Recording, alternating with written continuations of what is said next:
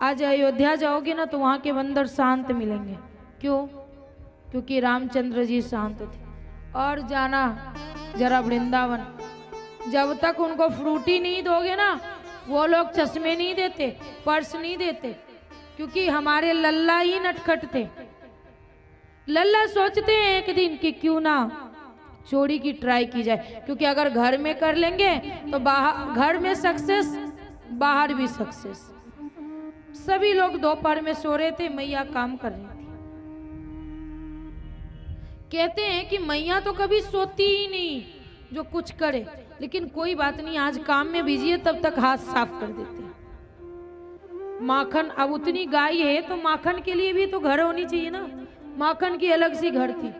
लल्ला चुपके से गए,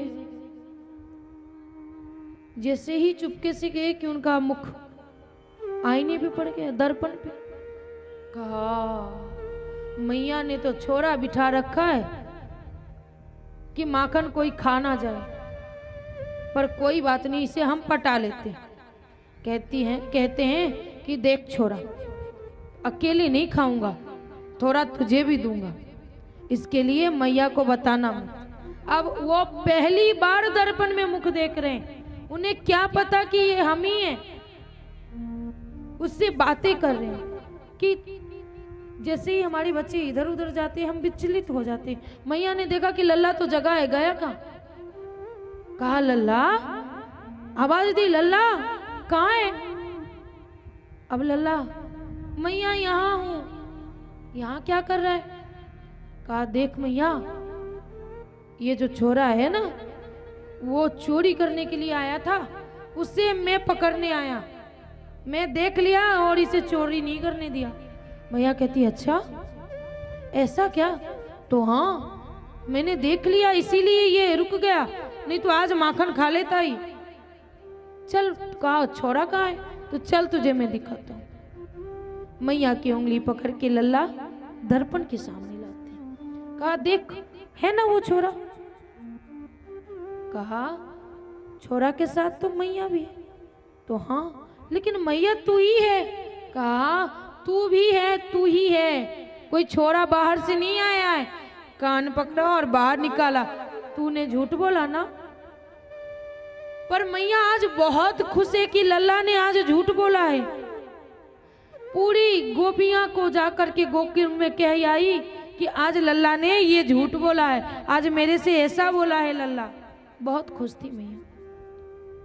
2-3 दिन बीत गए।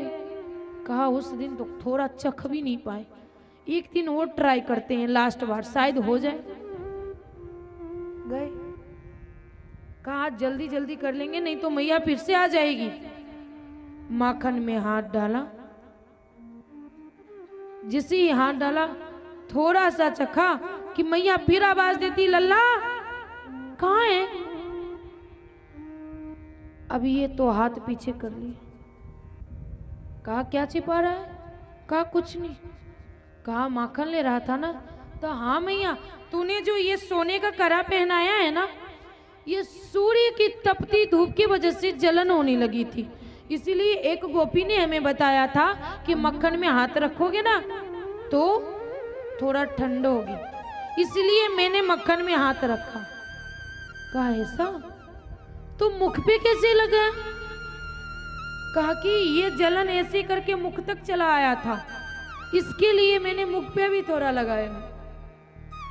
लल्ला सोचता है कि कहीं खाते हुए तो नहीं देख लिया, इससे अच्छा कि बोली दूं मैया ये मुख की जलन उधर तक चला आया, इसके लिए थोड़ा सा मैंने खा भी लिया। मैया हंसने लगती है कि तू बहुत नटखट है। फिर से जाके बोलती है कि लल्ला ने आज चुरा करके माखन खाया।